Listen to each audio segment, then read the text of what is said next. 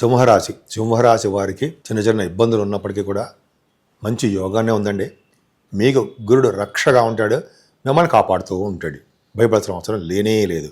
కాకపోతే ఏంటంటే మీకు కుటుంబ పరంగా చిన్న చిన్న ఇబ్బందులు ఎదురవుతూ ఉండడము, ధనపరంగా కూడా కొన్ని సందర్భాల్లో మీకు చేతికి రాలేకపోవడము, ఏదో మానసికంగా చిన్న చిన్న ప్రాబ్లమ్స్ క్రియేట్ అవ్వడము, సాటిస్ఫాక్షన్ లేకుండా ఉండడము జరుగుతూ ఉంటుంది. భయపడకండి, అది చిన్న కొద్ది రోజుల పాటే.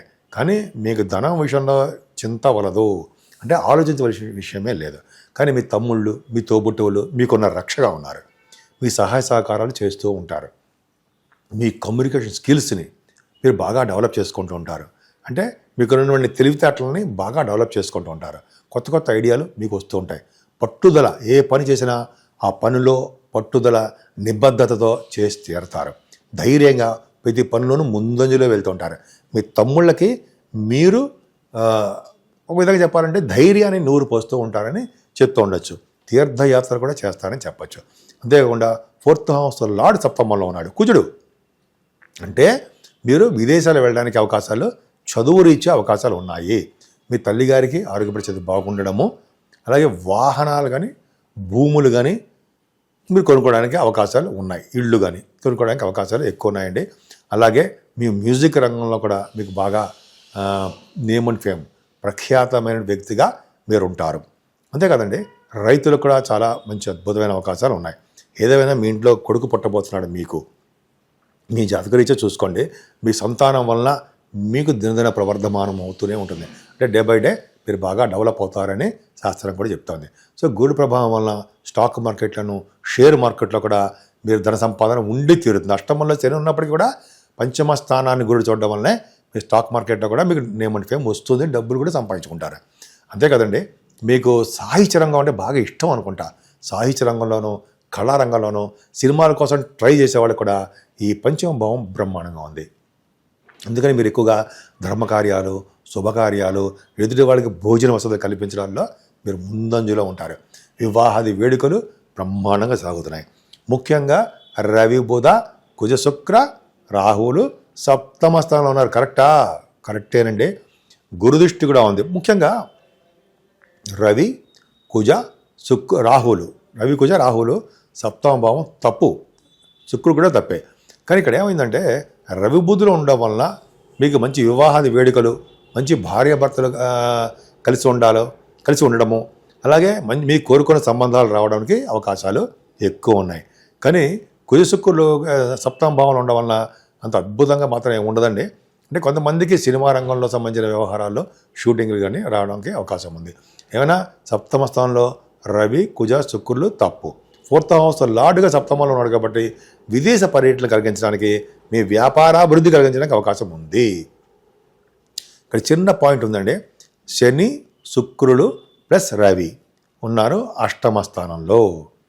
కరెక్టా తప్పండి? ముఖ్యంగా రవి అష్టమ స్థానంలో ఉంటే ధనప్రాప్తిని కలిగిస్తూ ఉంటాడు, మీ రాష్ట్రాధిపతి. పైగా శని ఉన్నాడు. శని మంచిది కాదు కదండి.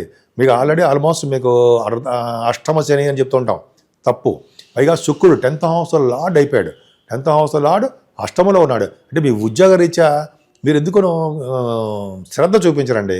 ఉద్యోగం మానేయడమో, ఉద్యోగంలో డెవలప్మెంట్స్ లేకపోవడమో, సాఫ్ట్వేర్ రంగ ఉద్యోగస్తులకి, గవర్నమెంట్ ఉద్యోగస్తులు చెప్తున్నా అలా ఉంటాయి.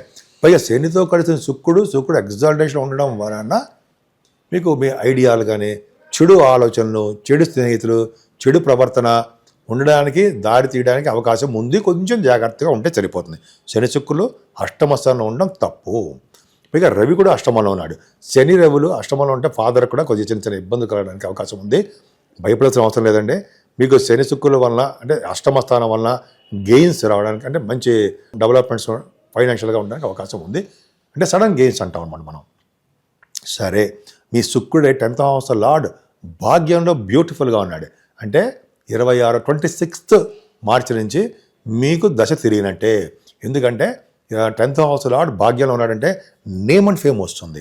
శుక్రుడు వలన ధనము, ధాన్యము, పశువృద్ధి, అలాగే మీ చేస్తున్న ప్రొఫెషన్లో బాగా డెవలప్ అవడము, అంతేకాకుండా మీ సినిమా రంగంలో కూడా బాగా డబ్బులు రావడము, ఇవన్నీ జరగడానికి అవకాశం ఉంది. సినిమా రంగంలో కూడా అవకాశాలు రావడానికి కూడా భాగ్యస్థానంలో అంటే దశమస్థానంలో శుక్రుడు వలన జరగబోతోంది, ఖచ్చితంగా ఉంటుంది.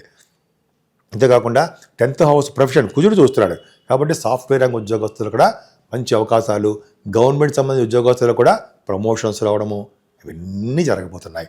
లాభస్థానంలో గురుడు ఉన్నాడు మీకు, ఆయన ఒక్కడు చాలా రక్షగా ఉంటాడండి మీకు. ఎందుకంటే 5th హౌస్ లార్డ్ అష్టమాధిపతి మీకు లాభంలో ఉన్నాడు. అంటే యాక్చువల్గా ఏంటంటే పంచమాధిపతి కూడా పంచమస్థానం చూడడం వల్ల మీ అంటే సంతానం బాగా డెవలప్ అవడం జరుగుతుంది. లాభస్థానంలో గురుడు వలన మీ అన్నయ్యలకు బాగుండడము, ఫ్లో ఆఫ్ మనీ బాగుండడము, అలాగే గురుడు వలన సర్వ సుఖాలు కలగడము. ముఖ్యంగా శని వలన వచ్చే దోషాలు కూడా, రవి బలం బాగుంటే శని వలన వచ్చే దోషాలు కూడా తగ్గుముఖం పడడానికి అవకాశం ఉంది. సో గురుడు చాలా మీకు యోగాన్ని కలిగించడానికే ఎక్కువ అవకాశాలు ఉన్నాయండి. అంటే ఒక్క అష్టమ స్థానంలో దోషం ఉంది, భాగ్యస్థానంలో శుక్రుడు వలన విదేశ పర్యటన, అలాగే దైవ దర్శనాలు, అమ్మవారి యొక్క దర్శనాలు ఖచ్చితంగా మీరు చేసుకుంటారు. అలాగే తీర్థయాత్రలు, గురువుగారిని సందర్శించడాలు, ఇలాగా శుక్ర ప్రభావం వల్ల మీకు చాలా చాలా యోగం కలగబోతోంది అనడంలో సందేహం లేదు. అలాగే గవర్నమెంట్ సంబంధించినటువంటి సివిల్ సర్వీసెస్, గ్రూప్స్, మీరు ఎగ్జామ్స్ రాస్తుంటారు కదా, వాటిల్లో కూడా మీరు విజయం సాధించడానికే ఎక్కువ అవకాశాలు ఉన్నాయి. ముఖ్యంగా మీరు పూజించవలసిన దేవుడు అమ్మవారు. అమ్మవారిని, దుర్గా అమ్మవారిని ఎంత పూజిస్తే అన్ని విధాలుగా మీరు ప్రొఫెషనల్గాను బాగా డబ్బు సంపాదించుకోవడము, అలాగే నేమ్ అండ్ ఫేమ్ రావడము, ఉద్యోగంలో ఉన్నతంగా రాణించడానికి అవకాశాలు ఎక్కువ ఉంటాయి. సింహరాశి వారికి వచ్చిన విషయం చెప్పడం మర్చిపోయారండి. సింహరాశి వారికి రాశిలోనే కేతు ఉండడము, సప్తమ స్థానంలో రాహు ఉండడం, సప్తమ స్థానంలో రవి ఉండడం వలన తప్పండి. ఎందుకంటే సప్తమ స్థానంలో రవి ఉన్నాడంటే యాక్చువల్గా వాళ్ళు విదేశాలు వెళ్తారు అని అర్థమైపోతుంది. అంతేకాకుండా వివాహాది వేడుకలు, వివాహం అంటే అంత శ్రద్ధ చూపించడము అని జరగదు. కానీ స్త్రీల వలన మీకు యోగం కలగడానికి, స్త్రీల యొక్క మాటలు వినడం, అంటే మాటలంటే వాళ్ళ యొక్క మాటలు వినడము, డెవలప్ అవడం జరుగుతుంది. స్త్రీలు అంటే మీ అమ్మగారు అని అర్థం, అలాగే మీ తోబుట్టవులు కూడా అవ్వచ్చు.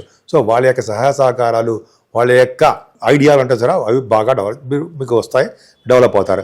అలాగే రవి వలన విదేశాల్లో ఉండడము, సప్తమంలో రవి ఉంటే, అలాగే స్త్రీ వలన ధనప్రాప్తి కలగడము, వేరే వాళ్ళ ఇంట్లో ఉండడానికి అవకాశాలు ఉంటాయి. రాహు కూడా అంతే. అందుకని రవి రాహులు సప్తమ స్థానంలో ఉన్నారంటే అంత మంచిది కాదు అని చెప్తుంటాం, ద్వితీయ అవుతుంది అంటాం కదా. కాబట్టి ఇక్కడేం కాదండి, ఇక్కడ రాహు ఉండడం వల్ల ఆలస్య వివాహం జరుగుతుంది అని చెప్పచ్చు. ఏదేమైనా సప్తమ స్థానంలో రవితో కలిసిన బుధుడితో కలిసిన శుక్రుడు ఉన్నాడు, అవి మర్చిపోకూడదు మనం. బుధ శుక్రుల కాంబినేషన్ కూడా ఉన్నారు అక్కడ. సో శుక్రుడు ఒక రోజు ఉంటాడు అనుకోండి, సెకండ్ నుంచి మారిపోతున్నాడు. ఏదేమైనా రవి కుజ బుధుడు సప్తమ స్థానంలో మంచిది కాదు.